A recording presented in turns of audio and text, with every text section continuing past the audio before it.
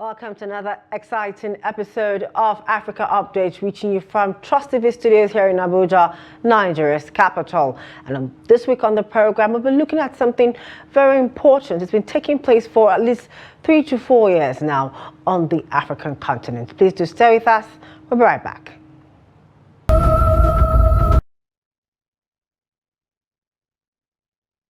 Welcome back to the program Africa Update, and I'm your host, Chiamaka Nwafor. Now, this week on the program, as I said earlier, we're looking at something quite very important and affects the African continent. Across parts of Africa, a troubling trend is emerging, growing support among the youth for military rulers. Unlike older generations who recall the instability of past coups, many young people today are disillusioned with democracy. From Mali to Niger, frustration over corruption, unemployment, public services, and insecurity has led many to lose faith in elected governments. Raised on democratic ideals but faced with unfulfilled promises, this generation is now turning away from the ballot and applauding the boot. Now, joining me on the program today to further discuss this situation is Dr. Samson Simon, a public affairs analyst. Good afternoon. Thank you for joining us on Africa Update today. Good afternoon. Thank you for having me.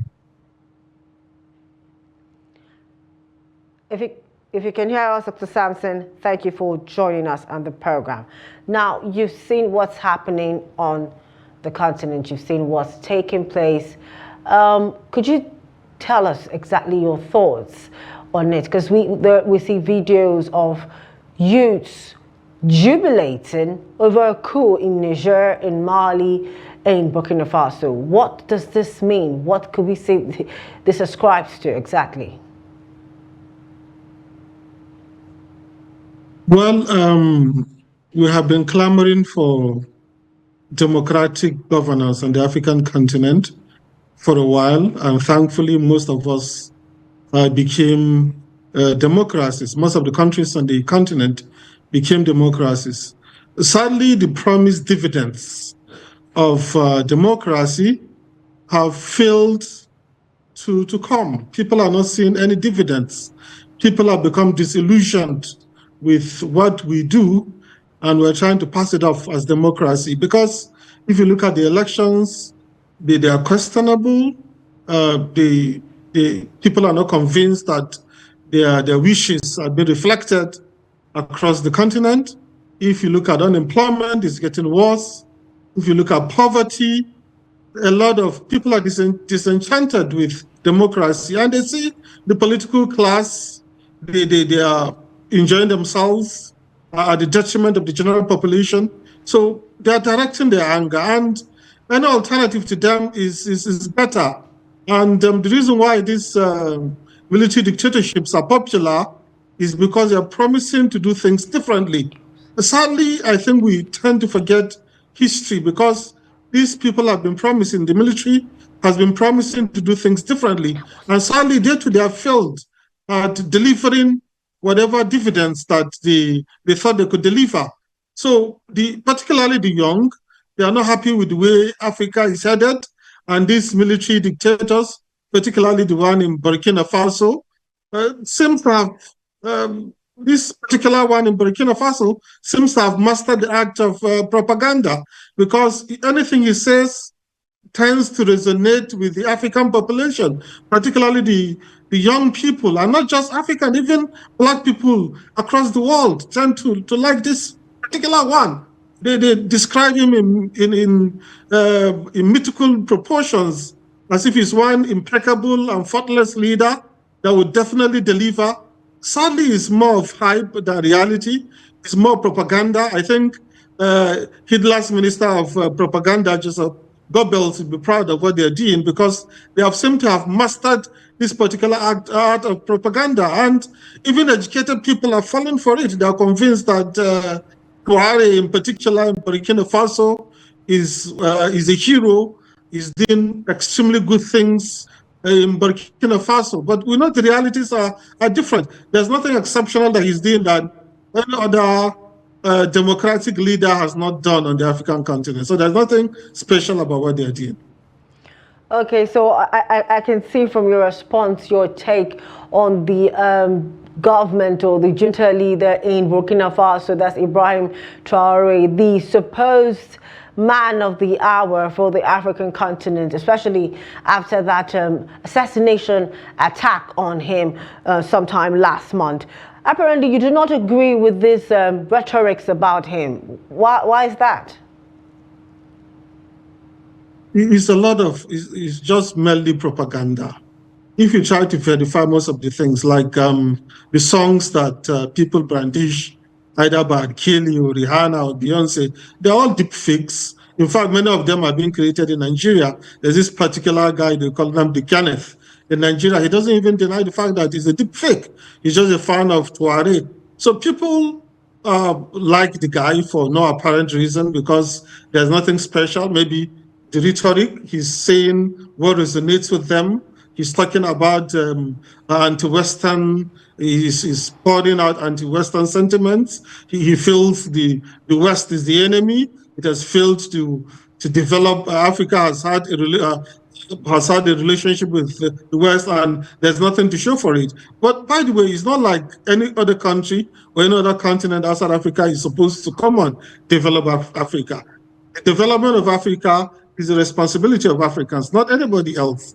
And by expelling the French, for example, and bringing in the Russians, and even claiming to pursue relationship with Venezuelans and Cubans, because Tuareg is basically a Marxist, there's no guarantee that you have the results he desires, or the Africans that support him desire. We know that the reason why they even removed the democratically elected leader in Burkina Faso was because of the fundamentalists in Burkina Faso. And sadly, despite changing, even the last dictator that was toppled for Tuareg to come on board, things have really gotten worse on his watch. So the result they try for even toppling a democratically elected government was because these jihadis are trying to take over Burkina Faso. They control more than 50% of the country, and they have caused humanitarian crisis, and things are really bad. So you have failed to even achieve that. Even as a strong man, that you don't have to follow through the democratic process to get what you desire. You have failed woefully at that. So I don't see why such a person should be celebrated outside the rhetoric, outside the propaganda, that people are carried away that Ibrahim Traore is some sort of idol that should be worshipped by the African people or black people across the world. There's no justification. There's no reality to that. Okay. All right, let's come back to the conversation, although he somehow has something to do with it. But again, youth people are quite eager to actually, some even ask for the military to take over the country and, say we don't want democracy anymore. Now, is this a thing out of desperation? Because, we think we're tired, we'd rather have these guys be in position? Or is it something we can see? Does it have a viable long-term solution? Because there again, there is the associations, the UN and all these other groups who over time will have to tell you can't be part of us anymore because you are not a democratically elected government. So how does this help these countries and the youth in those countries as well? The truth is, the average African is disappointed in democracy.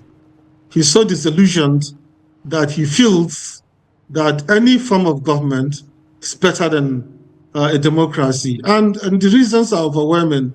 The economic hardship, there's so much misery. So people are just frustrated.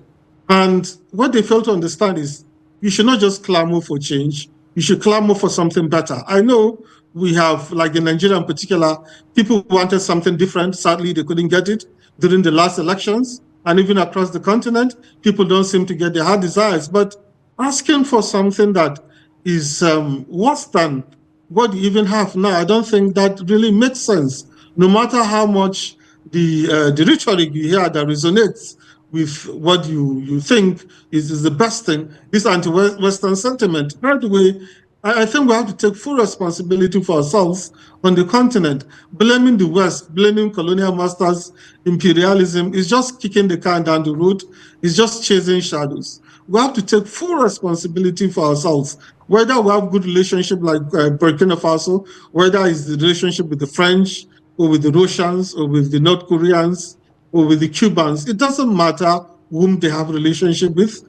The success or the failure of Burkina Faso squarely lies on the shoulders of the leaders and the people of Burkina Faso. I think that's one thing we Africans fail to understand. We think somebody sabotaging us. The truth is, there's no country on earth that other countries that don't have interest in, and they are trying to do everything to maximize their interest there. But you don't allow it. You to pursue your own interests, and you don't allow another country to come and undermine you because that country is pursuing its interests. But it's not something that can stop, no matter whom you have a relationship with. Even the Russians now that they have a relationship with, of course, the Russians are also very practical people. There is something that they feel they're going to get there. So they're not just doing that for charity. So we have to tell ourselves the truth. We are not happy with the way we practice our democracy. Democracy on the African continent seems to have failed, and not only failed, it has failed woefully. But we should not clamor for something that is even far worse than a democracy. If there's a way we can forge our democracy, make it better, we should not relent. I know some of us, like in Nigeria, many of us were disappointed with what happened in the last elections because they were expecting things to be different. So we should not relent. If we keep at it and we keep doing the right thing, I think eventually we are going to prevail. But the moment we give up entirely on having good governance, on saying anything should go, any tyrant should come and rule us, anybody that tramples on our rights is our hero, I think that becomes something else. And I'm afraid that we're beginning to lose dignity for ourselves for even clamoring for a dictator to come and take over. Somebody that does things at his whim and his caprice, somebody that doesn't really care about your opinion, is what he wants that he pursues. Somebody that tramples on your right, is that what you want? Instead of, no matter how bad the democracy, like Winston Churchill would say, democracy is the worst form of government except for other forms of government. So nobody is saying democracy is a perfect form of government. It has many shortcomings, and more especially the variant that we practice on the African continent looks more of a dictatorship, looks like the tyranny of some privileged few. Still, we can make it better instead of clamoring for something that we know is completely out of our hands and is going to prove our undoing eventually. Okay, so some of the issues that would actually this sentiment amongst youths, what could we say some of these issues are? I know that, we could say youth unemployability is there, and insecurity, corruption, per service delivery. These issues, these socioeconomic issues, how are they affecting and growing this sentiment? And what can really be done, to roll back this seeming wave across, especially West and Central Africa? Well, I think the democratically elected leaders on the continent must be shaken in their boots now by the popularity of the Tuareg in Burkina Faso, because the cult, I think, is Council on Foreign Relations that did an article. They called it the cult of Tuareg. Tuareg has overwhelming support.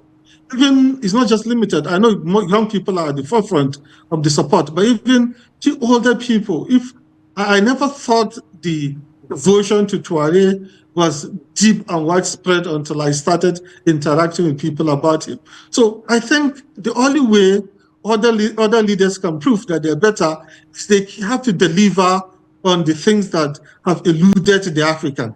What are these things? Not only economic benefits, but even human rights, right? Ensuring that things are done the right way, ensuring transparency, ensuring rule of law, ensuring that the dividends of democracy actually trickle down, ensuring that they carry everybody along, and they have to deliver. They have to be very competent. As a democratically elected leader, you cannot afford to be sloppy. You cannot afford to be considered to be incompetent. So that's the only way you can convince the African that you are better than a Tuareg, because people are just so much in love with this particular young man. And I think it's basically the propaganda. Propaganda is not the reality, but people are convinced that he's some sort of hero, that is coming in shining armor to rescue the continent from all these corrupt and bad leaders. So these leaders have to prove that they are better. And how can they prove that they are better? They should deliver tangible results that will be overwhelming, that beyond the shadow of a doubt, that people will be convinced, yes, the democracy is better. Because if they don't do that, then more of Tuaregs will be coming up all over the continent, and the love and the devotion of the people will be given to them fully, and the support will be all over. Okay, now let's go back. I know you said something about the West not. We as a people are the ones to help ourselves, but it takes two hands to wash your hand clean. Now, our international actors, what's their role in all this? What are we expecting from them to see that somehow democracy stays, in as much as we don't want their undue influence in running our countries or running the continent, but it takes neighborliness to make things work. What are we expecting from the West or the East, as the case may be? Well, for you to succeed, you need as many friends as possible. The most powerful countries on earth, whether it's the United States or China, are all there looking for friends and trying to win over friends. So everybody needs friends, strong allies to succeed. And you don't select your friends. If a relationship with a particular nation is in your best interest, do everything possible to be friends with such a country, if it's in your best interest to do that. And Burkina Faso needs France, just like France needs Burkina Faso. I know the French president, particularly the current one, might have overstepped his bounds. I remember talking about the lack of gratitude from the Africans. So that was very arrogant. I think he went too far. And because there was so much anti-French sentiment, making such statements did not help the cause of the French. So as much as you were the colonial power once, that doesn't make you a superior country. I think they need to respect any country that is trying to relate with any African country, must understand that they're equal now. The African country is not inferior. You treat the African country as an equal. There should be mutual respect. There should be mutual benefits. What is a particular country, like let's say Burkina Faso now, France, it should be obvious to the Burkina people that they're actually getting something out of the relationship as much as to the French people, because that's the only way. If the people in Burkina Faso are convinced that France is not doing anything rather than exploiting them, then that relationship will never work, no matter how much Burkina Faso might be benefiting from it. And the French too will lose that important relationship. So I think for two countries that are involved, it's important for the benefits to be clearly spelled out, and they should be mutual. No country should be seen to be exploited particularly by its population, because the anti-sentiment to any particular, to the partner, the sentiment will be, negative sentiment will be too strong for the partner if the citizens of a particular country are convinced that they are being cheated, they are being exploited. So you need partners as a country, you need allies, you need everybody to succeed. But mind you, the honors still rest with you. If your country succeeds, it's you. If your country fails, it's you. It's not about imperialism, it's not about colonialism, it's not about slavery. The truth is, we as Africans were solely responsible for our success or for our failure. And we need to understand that imperialists will always come and push their interests, whether on the African continent or even on other continents around the world. They will always be there. Other countries always push for their interests. So what we need to understand is also to push for our own interests while these other countries push for their own. And they don't owe us anything like we don't owe them anything. So what really matters is push your interests while other people push for their own. And eventually, if everybody benefits, that means it's a win-win situation. All right. So now, what can we do as an African democracies in this country? What can we do to get our young citizens, our youth, to see democracy differently again, to believe in it again, and think that this is actually the right way to go, to not clamor for a takeover, a military takeover in the country? What can we do, especially for the countries that that have not gone through that process yet? What can be done? Well, I think for a country like ours in Nigeria, we need to organize elections that are credible. I'm not saying that our elections are not credible, but the reality is the perception that people have is that the elections are not credible. So you have to convince people beyond the shadow of a doubt, right, that the elections are credible. And if the elections are credible and any winner that emerges, the opponents are convinced that has emerged in a very free and fair contest, then people will not question such emergence. And people will be okay with it, even if they don't like it. But if the process is questionable, you claim glitches, you see malpractice everywhere, you see questionable things everywhere, then you're eroding the trust of the people in you. People will not trust those institutions. And when people don't trust those institutions, they will look for any alternative outside such institutions. Another thing is that you have to be seen to deliver on the dividends that you claim democracy actually offers. Not just the rhetoric now, not just the hype, not you claiming something, not on paper. In reality, people should see their lives actually getting better. Can we in all honesty say that democracy has delivered for Nigerians? Are we better off now than we were under, let's say, Abacha, or under Abdusalami Abubakar? If in all honesty we say we are better off, then that means democracy has actually yielded results. If the opposite is the case, that means democracy will have legitimacy issues. People will question democracy, and it will just be a matter of time before people, even within Nigeria, start clamoring for any alternative, any available alternative to democracy. So if I were part of Nigerian leadership, I will ensure that I deliver, I give people their heart desires. People should see tangible benefits because democracy is in Nigeria, and they should be convinced beyond the shadow of a doubt that it's better than a dictator or a military person taking over. All right, thank you. Not just democracy to Nigeria, but to the African continent. Very good elections and seeing the dividends of democracy in all the countries, the eastern, the western, the central, the northern, and the southern part of our great country, Africa. Thank you so much, Dr. Samson Simon, for joining us today on Africa Update, sharing your insights on the situation of youths clamoring for military rule on the continent. Thank you for having me.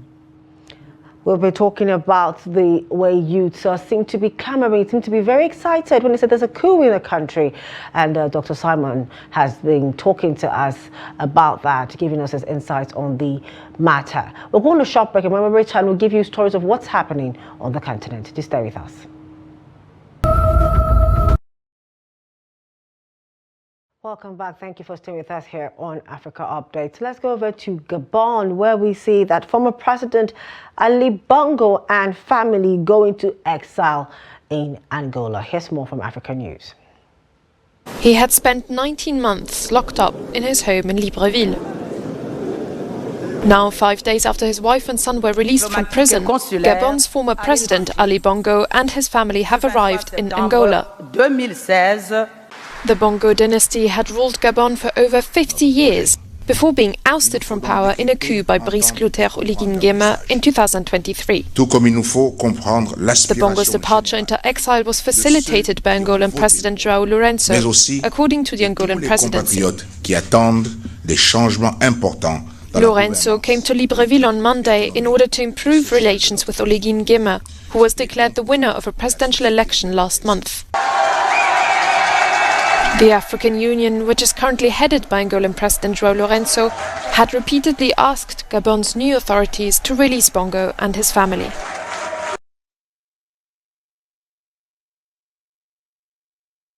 Well, that's it for this week on Africa Update. I hope you've been informed and educated about what you can do and what we can do as a continent to help us divert away from this military rule situation taking place in some parts of our continent. I hope that leaders, will take into effect what has been said. Good democracies, good elections, dividends of democracy is what our guest today said on the program, is what the people, the youths will need, to not have to clamor for military rule in their countries. It's been a good time with you on the program today. I'm your host, Chiamaka Nwafor. Same time, same place next week. Bye for now.